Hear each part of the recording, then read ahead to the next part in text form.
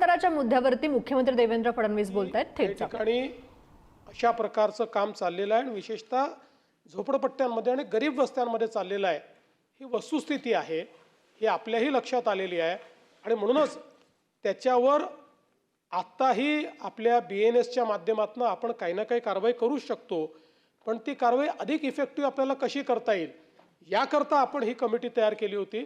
त्यामुळे दरेकर साहेब त्या संदर्भात जे काही पोलीस महासंचालकांनी आपल्याला जो काही अहवाल दिलेला आहे त्या अहवालाच्या अनुषंगाने अशा घटना टाळण्याकरता कडक तरतुदी करण्याची मानसिकता राज्य सरकारची आहे। लवकरात लवकर त्या संदर्भात आम्ही निर्णय करू। उमाताई खापरे। धन्यवाद सभापती महोदय। सभापती महोदय, परवाच हा विषय पंडिता रमाबाई मिशन हा गेल्या वर्षभरापासून ह्या सभागृहामध्ये येत आहे। तर ज्या या संस्था आहेत त्या संस्थांच्या अंतर्गत त्या मुलींना जबरदस्ती ख्रिश्चन करणं, मारहाण करणं, त्यांना शौचालय धुवायला लावणं, अशा पद्धतीच्या ज्या संस्था आहेत, पंडिता रमाबाई मिशनचं ह्या सभागृहात सांगण्यात आलं की 1 महिन्यामध्ये तुम्हाला अहवाल देऊन आपण त्यांचं जे हे आहे प्रामुख्याने मान्यता रद्द करू असं माननीय गृहमंत्र्यांनी सांगितलं। सभापती महोदय, वर्षभरापासून हा विषय या सभागृहामध्ये येतोय आणि माझं म्हणणं असं आहे की पंडिता रमाबाई मिशन ही संस्था एक आहेच, परंतु ज्या ख्रिश्चन संस्था आहेत त्या संस्थांमधलं सुद्धा आपण चौकशी करणार का आणि अशांवरती आपण कारवाई करणार का? सभापती महोदय, सरसकट सगळ्या संस्थांवर चौकशी किंवा कारवाई करण्याची आवश्यकता नाही। कुठल्याही धर्मियांना आपल्या संस्था चालवण्याचा अधिकार आहे।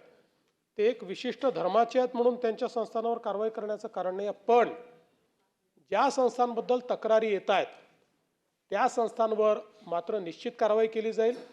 आणि कारवाई करत असताना मी ताईंच्या लक्षात आणून देतो की आपल्याला तक्रार आल्यानंतर त्याची चौकशी करावी लागते, चौकशी करून त्यांना आपल्याला सुनावणी द्यावी लागते आणि त्या सुनावणीच्या अंती अशा प्रकारची आपल्याला त्या ठिकाणी कारवाई करता येते।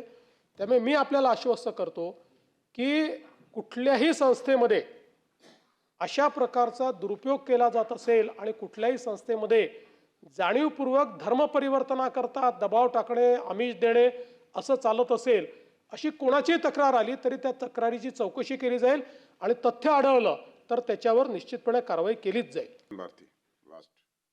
सभापती महोदय, हा विषय म्हणजे एका मायावी राक्षसाची लढाई आहे। वर दिसतंय ते वेगळं आणि खाली असतं ते वेगळं। मला बरेच वेळा असं वाटतं की चुकीचं प्रमाणपत्र देणं हा देणाऱ्यावर खरं पाहिलं तर कठोर कारवाई केली पाहिजे, त्याची रिस्पॉन्सिबिलिटी आहे, ती रिस्पॉन्सिबिलिटी स्पॉट केली पाहिजे।